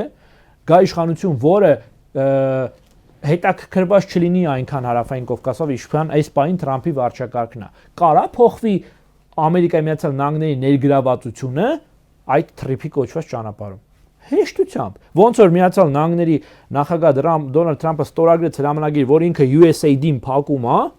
այդ նույն ձև կարա ստորագրի թուղթ, որ ինքը հրաժարվում է Տրամփի մեջ ներգրավվածություն ունենալուց։ Ավելին ձեզ ասեմ, նույնիսկ սիմվոլիկ մակարդակում ես չեմ պատկերացնում որևէ նախագահ Միացյալ Նահանգների, որը հետաքրքրված կլինի ուրիշ նախագահի անունը կրող պրոյեկտի առաջխաղացմամբ, էլի։ Ասենք, չգիտեմ, հիմա պատկերացեք բանը Թեդ Քրուզը դառնում է վաղը վարչապետ, Ամերիկայի Միացյալ Նահանգների նախագահ, ու ասի, ես պետք է ամեն ինչ անեմ, որ Թրամփի օղին լավ զարգանա։ Այդ անհեթեթ է։ Դրա համար Ալիևն ու Էրդողանը անդադար Զանգեզուրի միջանցք են ասում, իրենք թրիփ համարյա չեն էլ ասում, չեն ասում։ Նույնիսկ այդ այն որ դա իրականում հնարավորություն է Հայաստանի կոմունիկացիաները բացվել, ապացուցվում է նույնիսկ ծաղրական ձևով վերջերս Ալիևը, եթե չեմ սխալվում, Մյունխենի խաղաղության կոնֆերանսի ժամանակ, անվտանգության ներողություն կոնֆերանսի ժամանակ բառացի ասեց, ինչ, հա, ես ամենայն հարգանքով եմ ձեր այդ խաղաղության խաչմերուկին, բայց դրա պատասխանը կգնաք Բայդենից կստանաք։ Այս ծաղրում է, չէ՞ որ Բայդենը երբեք չի դառնալու նախագահ, ասում է, «Էդի Բայդենի ժամանակ հարցը կլուծեք»։ Իրանց համար չկա այդ օրակարգը։ Եվ այս ամեն ինչը տենց հեշտությամբ թողնել, որ իրականանա, որովհետև նույնիսկ հիմա պատկերացնենք, որ ամբողջությամբ Թրամփը երաշխավորել է, որ դա կլինի, դա 2 տարուց էլ ակտուալ չի, որովհետև 2 տարուց Թրամփը էլ չի լինելու։ Աստված իրան երկար տարիների կյանք, դա բայց ինքը չի լինելու նախագահ։ Եվ նույնիսկ J.D. Vance-ը, եթե պատկերացնենք, ընտրվում է Միացյալ Նահանգների նախագահ, ինքը հաջորդ վայրկյանին կարա ունենա բոլորովին այլ առաջնահերթություններ, հետեւաբար կառուցել ամբողջ Սյունիքյան անվտանգությունը մի հատ ճանապարհի, դրա շուրջ արկա ոչ ինստիտուցիոնալ շահերի, Միացյալ Նահանգների նկատմամբ շահերի ու տված բանավոր երաշխիքի վրա, դա մեղմ ասած անհեթեթություն է։ Բայց այդտեղ ինչ են անելու, ամերիկյան ինչ-որ ներկայացուցիչներ են բերելու դնեն։ Իհարկե ոչ։ Իրանը այնտեղ ինչա բայց Միացյալ Նահանգները Ուկրաինա բանակ չի ուղարկել, որ նրանց ուղարկի։ Այսինքն թուրքական բան է լինելու, թուրքական։ Իհարկե, այնտեղ այդ եմ ասում, միջնորդարված մեծ հայտնի տեղեկություններով, մենք գիտենք հետեւյալը, որ երրորդ կողմ այդ օպերացիայով զբաղվելու, այդ ճանապարհի համակարգմամբ զբաղվելու։ Այդ երրորդ կողմի տակ ով ասես իրականում կարա լինի։ Ով ասես, ինչ կապիտալ ասես կարա լինի, եւ ամենակարևորը, որը նույնիսկ հենց մի պահ էլի այս ամեն ինչը մոռանանք։ Այն որ անունը Թրիփա, Զանգեզուրի միջանցքա, թե ինչա, բայց փաստացի Թուրքիային ու Ադրբեջանին Հայաստանի A կետից B կետ անցնելու համար ուղղակի ճանապարհ չէ, հատուկ կարգավիճակ ունեցող ճանապարհը, անունը ինչ ուզում է լինի։ Այդ արդեն Թուրքիա եւ Ադրբեջանի համար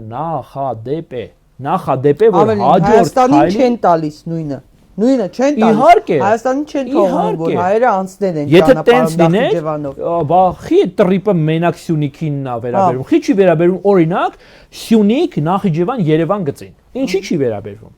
Եվ վերջապես, եթե իսկապես խոսք գնար նրա մասին, որ Թուրքիան եւ Ադրբեջանը ուզում են, որ Հայաստանը հավասարապես զարգանա, կոմունիկացիաները բացվեն եւ այլն, էլի մի պահ բան ասում է, երազները կողքի բաժնում են, չէ՞, ֆանտազիաները, հեքիաթները կողքի բաժնում են։ Բայց եթե մի պահ իրոք պատկերացնենք տենսը, Կարս Գյումրի երկաթուղին կարելի է բացել 2 շաբաթից տեխնիկապես, եթե շատ ուզենան կողմերը։ Թուրքիան չի ուզում, հակառակը Կարսից Նախիջևան ու հետո Ադրբեջան գնալու համար ոչ թե ընտրում ամենակարճ ու արդեն եղած ճամփեն, որ կա Հայաստանի Հանրապետության ներսում արկա երկաթուղային համակարգի հիման վրա, դրա փոխարեն ծախսում է միլիարդավոր դոլարներ, որ 4 տարուց Կարսից գնա Իգդիր, հետո գնա Նախիջևան եւ ընդամենը մենակ մի կտորում, Սյունիքի կտորում անցնի Հայաստանի տարածքով, այն էլ հատուկ կարգավիճակ ունեցող ճանապարհով։ Այսինքն եթե ուզենար, ինքը հենց այս պահին ասում են հեսա բաներ, սահմանը բացում են։ Ուրեմն ես ինձ ինչ հիշում եմ, առավել ես ինչ հիշում եմ 20 թվականից հետո, ես այդ զրույցը լսում եմ։ Լինելու է առավելագույնը սահմանի սիմվոլիկ բացում, այսպես կոչված երրորդ երկրների համար, ու այդքանով սահմանը փակվելու է։ Թուրքիային այս տաղավարում եմ ասել, հիմա էլ եմ կրկնում։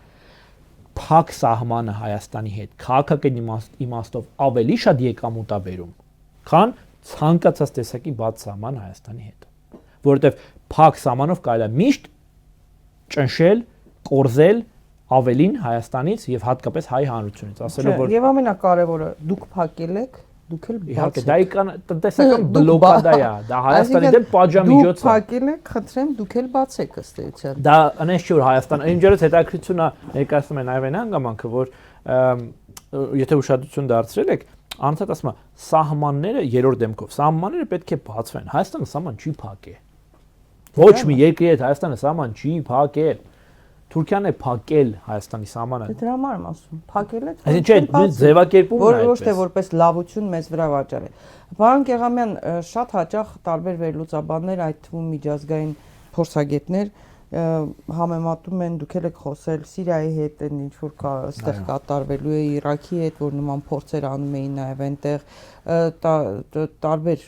դրվագներով համեմատում են եւ նույնիսկ զրուցակիցներից մեկը ասել էր քրդերին բան արեցին, չօգտագործեցին Միացյալ Նահանգների համար քրդերը պակաս կարևոր էին, հիմա ուր են նրանք, ինչպես օգտագործեցին այդ շահերի համար, հայերին ինչի չի պիտի օգտագործեն, հա։ Ես ուզում եմ սրա մասին խոսենք, բացատրենք մեր քաղաքացիներին, ինչքանով է այս ծրագիրը կենսունակ, արդյոք հայերը քրդերից պակաս կարևոր են Միացյալ Նահանգների, Մեծ Բրիտանիայի համար, թուրքերի համար, որոնցով խաղում են գերտերությունները, չէ՞, այդպիսի դիվանագիտության մեջ, պատմության մեջ մշտապես ազգային փոքրամասնություններին մեծ տերությունները օգտագործել են իրենց շահերի համար եւ այսպես եւ կոտորածներ են եղել եւ այսպես էթնիկ զտումներ, ցեղասպանություններ, Դե մեր դեպքում նույնիսկ քրդերի դեպքում այդ ազգային փոքրամասնությունը առաջարկում չօգտագործել, մենք տեղաբնիկ ժողովուրդներ ենք, չնայած կարող մեր քանակը մի քիչ է, բայց չէ, նկատի ունեմ պատմության ընթացքում տարբեր հատվածներում օգտագործել։ Այս տարածաշրջանի տեղաբնիկ ժողովուրդները իսկապես պարբերաբար եղել են բանի առարկա, այսպես խաղի առարկա, շահերի սպասարկման առարկա եւ ուզում ասեմ շնորհակալություն ձեզ, որ հիշեցիք քրդերի օրինակը, որովհետեւ իսկապես շատ թարմ օրինակ է, որ հենց մեր աչքի առաջ այդ օրինակը սենց վառ կերպով ներկայացնում է, թե ինչ կարժեք կարող են ունենալ օրինակ ամերիկյան երաշխիքները, ամերիկյան անվտանգային երաշխիքները։ Փաստացի հիմա Միացյալ Նահանգները դրթում է իր դաշնակից իր հետ ռազմական համագործակցություն ունեցող քրդական, ինքնապաշտպանական, ժողովրդավարական ուժերին Սիրիայի հյուսիսում, որպեսզի վերջինները զենքը դնեն, չպայքարեն ու ըստ էության մտնեն Թուրքիայի կառավարման ներքո։ Թե ինչ կլինի դրանից հետո, անեն ասում են nobody cares։ Ոչ մեկի վեճին չի։ Նկատում ամերիկյան կողմին։ Թքած ունեն։ Որովհետև իրանց այս պահին շահը թելադրում է, որ Սիրիայում պետք է լինի կայունություն, այդ սիրիական կայունությունը կարող ապահովի մենակ մի երկիր Թուրքիան, եւ այդ այն գնով կարող լինի, եթե սիրիական քրդերը համաձայնվեն մտնել Թուրքիայի վերահսկողության ներքո։ Այսինքն էլի օգտագործեցին նույնը։ Այսինքն էլի ստացվում որ ամերիկյան շահը համապատասխանում է թուրքական շահին, ոչ թե որովհետև ամերիկացիները վատն են, լավն են, այլ որովհետև Միացյալ Նահանգների շահը դա է թելադրում։ Թուրքիայի շահը ուրիշ պատճառով է դա թելադրում։ Նաև Բրիտանիայի շահը քրդերին, այո, պետքա, այսպես ասած, չեզոքացնել։ Հիմա ստացվում է, որ քրդերի ավտոնոմիան, քրդերի ինքնիշխանությունը չեզոքացնելը մի պատճառով ձեռնտու է Միացյալ Նահանգներին, մեկ այլ պատճառով ձեռնտու է թուրքերին, բայց բռնում է, չէ՞, այդ նույնը։ Այսինքն երկուսին էլ այդ տարբեր հիմնավորումներ, բայց նույն բանն են ուզում անել։ Հիմա այն նույն քրդերն են, որոնց 2000 առնվազն 13-14 թվականներից ըստ էության լիարժեք աջակցում է Միացյալ Նահանգները տալով երաշխիքներ, որ դուք կռվեք, դուք դիմադրեք, մենք ձեզ զենք ենք տալիս, մենք ձեզ ամեն ինչ տալիս ենք, մեր բանակը ձեր մոտ կանգնած այս բանը ինչի՞ է, հիշեցնեմ, որ այդ տարածքներում 1000-ից ավել մինչև 1000 բան կա, ամերիկյան զինվորական կա, հա? Ներկայացություն կա։ Հենց բանակ, իրական բանակ։ Հիմա ասում են, մենք դուս ենք քաշվում, դուք արդեն Թուրքիայի դեր մենք մի հատ թուղթ ենք ստորագրել, այդ թուղթը շատ լավ է, մենք երաշխավորում ենք, որ անվտանգ կնի եւ այլն։ Բայց հենց այս պահին այն տարածքներում, որտեղ արդեն այս այսպես կոչված սիրիական նոր կառավարությունը, որ իրական պրոթուրքական կառավարությունն է, որտեղ մտել է, այդտեղ ունենք էլի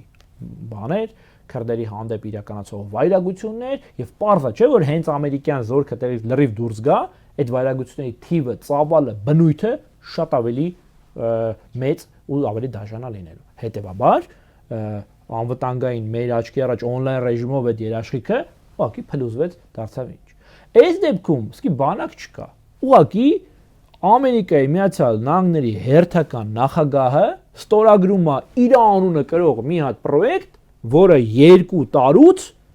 ինքը էլ տերը չի լինելու։ Եվ ցանկացած կառավարություն կարա մի հատ ստորագրությամբ, ասի ախպեր ջան, ես դրանում էլ հետաքրքրված չեմ։ Հա, բայց իրան պետք չի դա, ինքը գործարք արեց, 74%-ը վերցրեց, բաժնեմ ասել, 99 տարով, հիշում եք, Ամերիկայի դեսպանը Թուրքիայում ինքն էր հենց առաջինը, որ ասեց 100 տարով, չէ, 99 տարով Թոմ Բարաքը վարձակալության տալու մասին, հիմա այնտեղ արդեն կվաճառեն բաժնեմասերը Թուրքիային կամ Ադրբեջանցին, գուցե Պակիստանին էլ ինչ են ուզում։ Եթե դե տաղավարում ենթադրում դա նաև ուրիշ ասող ա եղել, բայց նորից հիշեցնենք մեր դիտողներին, որ մենք ախր նաև տենց ունենք թարմ օրինակ, ոնց է պարոն Տրամպը այդ տենց էլի փոքր խաղաղասիրական այսպես կոչված բան անում, այդպես նախաձեռնություն անում, անունը իր տալիս այդ պրոյեկտին ու վերջում ասում այն ինչ եղավ հետո շատ հուզիչ էր։ 2020 թվականին Կոսովոյի եւ Սերբիայի միջև բազմաթիվ խնդիրներից մեկը լուծելու փորձ են անում մի ամերիկացի միջնորդները երկու երկրների սահմանին գտնվող արհեստական լճի եւ դրա հիդրոէլեկտրակայանի աշխատման, այո, աշխատեցման համար անուն ասում են կդնենք Թրամփ, այ դրանով սա հարցերը կլուծվեն եւ այլն։ Թրամփը նույն թվականի վերջին գնում է իշխանությունից, պարտվում է ընտրություններում 20 թվականի նոյեմբերին, 21 թվականից հետո ով է Տրամփի լճի մասին խոսում։ Ոչ մեկ, ավելին ասեմ, նույնիսկ Տրամփը վերադարձ հետո դրա մասին չի խոսում։ Հիմա Տրամփի ուղին կարա այդ նույն ճակատագրին արժանանա 2 տարուց։ Դե ամերիկյան փաթեթավորման, արևմուտքի, Եվրոպայի փաթեթավորմամբ իրենք, այսպես ասած, տալիս են Թուրքիային եւ Ադրբեջանին։ Հիմա եւ ամենագլխավորը, բոլորին է հայտնի, այո, եւ ամենագլխավորը, որի մասին դուք եւ պատմական գիտությունների դոկտոր պրոֆեսոր Ռուբեն Մելքոնյանը գիրք եք գրել, հիմա առավոտից երեկո Փաշինյանական քարոզիչները, մերձիշխանական քարոզիչները, որոնք սնվում են արևմտյան ֆոնդերից տարբեր գումարներ են ստանում, քարոզում են, գիտեք ինչ են ասում։ Այդ բանը մեծ թուրանը, դա միֆ է, դա բլեֆ է, դրանով խափում են, վախացնում են ջեր ժողովուրդ ջան, սա կապ չունի, սա ոչ մի բան աղերս չունի, դա հորինվածք է։ Ես այնպես կուզեի, որ դա ճիշտ լիներ։ Անկեղծ եմ ասում, որ ես ամեն օր չտեսնեի երկու պետություններում ընթացող այնպիսի գործընթացներ, որոնք հուշում են, որ այդ մարդիկ ունեն ծրագրեր քո պետականությունը ոչնչացնելու։ Անկեղծ ես շատ կուզեի։ Ասենք դրա փոխարեն զբաղվենք պայմանական, չգիտեմ, բաներով, ֆլորայի եւ ֆաունայի ուսումնասիրությամբ, էլի։ Շատ կուզեի տենցներ, բայց այդպես չէ։ Հնարավոր չի ուղակի ջայլամի պես գլուխը մտցնել ավազի մեջ, ասել վտանգ չկա։ Կա վտանգ։ Թուրքիան եւ Ադրբեջանը միանգամայն իրական են պատկերացնում այսպես կոչված Թուրանը։ Միանգամայն իրական են պատկերացնում Եվրասիայի կենտրոնում թուրքական ազդեցության գոտու ձևորման ծրագիրը, առնվազն իրենք ջանք չեն խնայում, որպեսզի դա իրականություն դառնա։ Որտեղ հայերը, Հայաստանը, ինչ մաս են կազմելու։ Եթե նույնիսկ պատկերացնենք, որ պետականությունը պահպանվում է նման սցենարի դեպքում, չնայած Թուրքիա մատչան այտենց պլան չկա, Ալիևը ուղիղ տեքստով ասում է, հայերը պիտի պետություն չունենան։ Այդ մարդը ուղիղ է ասում դրա մասին։ Այդ մարդը չի ճանաչում Հայաստանի Հանրապետության տարածքային ամբողջականությունը։ Ալիևը 18 թվականի այդ հեղափոխության մասին, իշխանապողության մասին, ինքը 21 թվականին հայտարարում է հարցազրույցում, որ ինքը նպաստել է 18 թվականին Հայաստանի իշխանապողությանը եւ ասում է այլևս Հայաստան պետականությունը կործանված է։ Ես հիմա շատ եմ դրա մասին հիշեցնելու։ Խնդրեմ, ինքը ասում է 18 թվականին մասնակցել է Փաշինյանին իշխանություն բերելու խաղաղության ուզողը, խաղաղ նախ հարց էլի, ինչի պետք է ուզենան, որ Հայաստան ինչի համար։ Այսինքն ոչ թե ինչի պետք է խաղաղ լինի։ Բայց իրենց քարտեզներում չկա Հայաստան, դա եմ ասում։ Չէ, ինչի պետք է լինի։ Եթե դիմացինի տարածքները կարելի է վերցնել, այդ տարածքները օգտագործել սեփական շահի համար, ինչու չանել դա։ Եթե հայկական գործոնը քո համար խնդիր է, ինչու չանել դա։ Եթե Թուրքիայում ապրող համարյա 20 միլիոն քուրդին կարելի է շարունակել ճնշել։ Ճնշում են, չէ՞, չեն թողում, չէ՞, որ այդ մարդիկ տարական ինքնավարություն ունենան իրենց ապրած տարածքում։ Տարական։ Ինչի՞ պիտի թողեն 3 միլիոն հային դա անել, եթե հատկապես այս տարածքը իրենից ներկայացնում է ռազմավարական նշանակություն ունեցող գոտի, որին տիրելը թույլ է տալիս Թուրքիային իր կշիռը աշխարհ քաղաքական, հետեւաբար քաղաքական, տնտեսական եւ այլ կշիռները եւս բարձրացնել։ Ես դրա համար ասեցի, այդ թուրքախոս պետությունների կազմակերպությունը, որը իր բանակն է արդեն ձևավորում, մտածում է այդ մասին, հա, իրենք չեն թաքցնում իրենց ցավալապաշտական բոլոր նպատակների մասին, հայտարարում են։ Եվ մենք այստեղ թիթեռ ենք նկարում, ինչի համար։ Դե որովհետեւ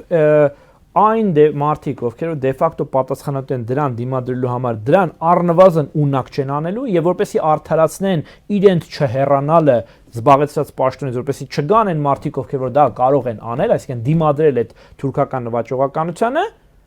որպեսի դա չլինի, իրենք պիտի ասեն վտանգ չկա, ժողովուրդ ջան։ Վտանգ չէ, ավելին ասում են, եթե մենք մեզ չընտրեք, պատերազմ կլինի։ Պատերազմ բերողները ասում են, երբ որ տանում են այս գործողություններով, ավելի մեծ պատերազմ։ Ես հանուն ճշմարտության ուզում եմ ասել, որ այնուամենայնիվ այդ պանթուրքականության կենտրոնական Ասիայի երկրներում պանթուրքականության առաջխաղացումը տենց հեշտ գործ չի, բարեբախտաբար, որովհետև եւ Ղազախստանում, եւ Թուրքմենստանում, առնվազն ինձ ծանոթ երկրներում այնտեղ կա դիմադրություն դրան ազգային, ուրեմն, այսպես ինքնության կրողները, ղազախական, թուրքմենական ինքնության կրողները պայքարում են, փորձում են դրանց Ղազախականը կարծես թե այլևս չէ։ Չէ, կա դիմադրություն, բարեբախտաբար, երբ որ չլինի դրա ճնշումը շատ ավելի մեծ ենք մենք զգալու Սյունիքում, բայց այն որ առնվազն կա ընկալում, որ վաղ թե ուշ պետք է լինի Թուրքիա-Ադրբեջանի ինտեգրացիա, այդ թվում նաև տարածքային, դա անհերքելի փաստ է։ Ես գիտեք ինչից եմ ամենաշատը։ Իսկ դա նշանակում է որ թիրախավորվում է Հայաստանը։ Պարոն Գեղամյան, ես դրա մասին խոսել եմ։ Աստված մի արած թե Իրանին հարված լինի, իսկ արդեն իսկ մասնագետները միջազգային խոսում են այդ վտանգի մասին, որ կարող է օրինակ 15 միլիոնից ավել ազերիներ կան, չէ՞, Իրանի հյուսիսում։ Թուրքախոս իրանցիներ, այսպես ասենք, հա, ավելի մասնագիտական։ Բայց որ չի բացառվում, որ նրանք ներթափանցեն Հայաստան։ Ես դրանից իսկապես անհանգստանում եմ, որովհետև դա այն հատվածն է, որը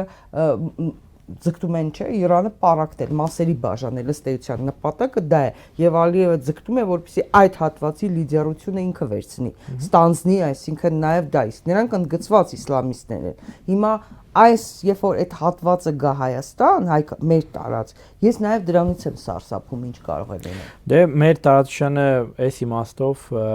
այնպիսի իրավիճակում է գտնվում, որ թուրքական ազդեցության տարածման բազում հնարավորություններ կան Իրանում, կան Հայաստանի սահմանների երկայնքով եւ ցավոք սրտի այս ամենը այս բան հնարավոր է դարձել բացառապես մի պատճառով։ Չկա Արցախը։ Արցախը եւ սա ցավոք սրտի ոչ այդքան լավ են հասկանում նաեւ Հայաստանի հարևան տարած այսպես պետություններում եւ ներգրաված այս տարածքում ներգրաված պետությունները Իրանում եւ դուք թվեք, հա, ես ինձանից հասնում է ասել, հա, Արցախում հայկական պետական ռազմական ներկայությունը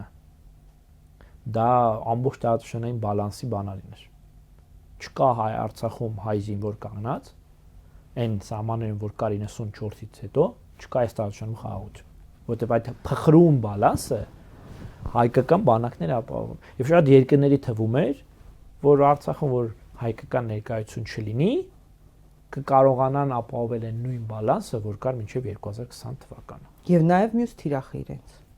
Դե համարում են, որ Թուրքիի այդ հարցերը լուծել են, հիմա Ադրբեջանը ինտենսիվորեն Թուրքիան փողեր են ներդնում, արդեն Սինանյանների, Փաշինյանների օգնությամբ իրենք պարակտեցին, քանդում են Սփյուռքը հայկական։ Դե ասում են ավելի մանր բաներ են, ավելի մանր արարքներ են։ Իրենք վերջին մեխը համարում են, որ այդ իրենց ծրագրի վերջին մեխը, որ եկեղեցին վեհապար հայրապետին կմեկուսացնեն եւ կոչնչացնեն հայ առաքելական եկեղեցին։ Այսինքն իրենց բանը վերջին, հա, պլանը եւ դրա համար Փաշինյանին են որ վզից կախել են դու պարտավորություն ունես, ընկած, հա, բանը խայտարակություն կինը լուսանկարատպում ասում ինչու էր բաց բանով պրարեխով շորով նստած վեհապար հայրապետի մոտ ու դրա գրառումը այսինքն իրենք համարում են որ այս վերջին արարն է արդեն իրենց ծրագրի վերջին արարն է պետք է եկեղեցու հետ հարցերը լուծել ես ավելի քան համոզված եմ որ դա չի ստացվելու ես ինքս ամեն ինչ անելու եմ որ հայկական որևէ ազգային ինստիտուտ չկարողանա որևէ ուժ քաղաքական արտաքին ներքին որևէ ուժ չկարողանա թույլատնել առավելից ոչնչացնել, դա իմ որպես մեր ազգի ներկայացուցիչ պարտականությունն է եւ ես առավել քան վստահ եմ, որ այդպիսի շարժումները հենց արվում են այն պատճառով, որ տեսնում եմ, որ հնարավոր չէ հայկական պետության եւ հայկական հայ ժողովրդի դիմադրությունը կոտրել։ Դրա համար խփում են ամենազգայուն տեղերին։ Ես չեմ ասում թե հաջողելու է։ Ես հասկանում եմ, որ իրենց պլանը, այսինքն թուրք-ադրբեջանական այս ծրագրի արարի վերջին փուլն է, հա։ Գերմանական մի ասացված կա Միշնադարյան, որ ասում է թարգմանաբար հնչում է հետեւյալ կերպ. ինչքան շատ թշնամի, այնքան շատ պատիվ։ Հիմա մենք ունենք շատ թշնամիներ, այդ թշնամիների ծրագրերը ոչ նոր են, ոչ բան են, այսպես ասած աննախադեպ են, Վազգեն Սարգսյանը գեղեցիկ խոսք ուներ, չէ՞, թշնամին նույն թշնամին է, խնդիրը նույն խնդիրն է։ Հիմա թշնամին նույն թշնամին է, խնդիրը նույն խնդիրն է։ Այն չի փոխվել վերջի առնվազն 10 դարում։ Հիմա մեր խնդիրը հետեւյալն է, ճիշտ հասկանալ, ճիշտ գնահատել իրավիճակը, չտրվել պատրանքներին, չկարծել, որ այդ ինչ որ էս ասենց մի հատ հրաշքով ինչ որ բաներ են փոխվում, բայց հասկանալ, որ փոփոխություն բերել հնարավոր է։ Այդ փոփոխությունը բառացիորեն կախված է բոլորիցս։ Թույլ չտալ, որ 26 թվականին վերարտադրվեն եւ մինչեւ այդ կանգնել եկեղեցու կողքին։ Հայկական հայ իրականությունում չի կարող լինել քաղաքական գործիչ որը կարող է իրեն թույլ տալ հրապարակային հայ առաքելական Սուրբ եկեղեցու վերաբերյալ որևէ բան ասել։ Այսօր հունիսի 8-ից հետո 10 տարի, 100 տարի հետո չպիտի տենց երևույթը հանդուրժվի։ Մեր խնդիրն է հայ հասարակությանը հիշեցնել իր իսկ սրբազան կարևորագույն հատկանիշները, որով ինքը հնարավորություն ստացել է այսքան դար արարել, այսքան դար հաջողել ու գալ հասնել մինչև մեր օրեր։ Եվ չի կարող 1-2 հոգին փոխել ամբողջ այսպես այն մեծ բաները, հա, այսպես սկզբունքները, որոնք մեր ազգը ես վստահեցնում եմ, դες ամեն առավոտ, ամեն օր, ամեն երեկո շփվում եմ մեր տասնյակ հարյուրավոր քաղաքացիներ, որոնց մոտ հենց այդ բաներն են, այսպես հատկանիշներն են գերակա։ Մեր խնդիրն ընդհանրապես թույլ չտալ, որ այդ պատրանքները մեզնից հասանելիք անել Վենսը, Թրամփը, Տրիպը, ֆլանը, ֆստանը, հա, այդ ամեն ինչը կոծկեն, քողարկեն։ Այդքան բան։ Շնորհակալ եմ պարոն Գեղամյան, ինչպես մի շատ հետաքրքիր զրույցի համար, հարգելի հետևորդներ հիշեցնեմ, պրեսինգի եթերում պատմական գիտությունների տեխնացու թուրքագետ Վարուժան Գեղամյան ներկա հանդիպենք, հաջողություն ձեզ։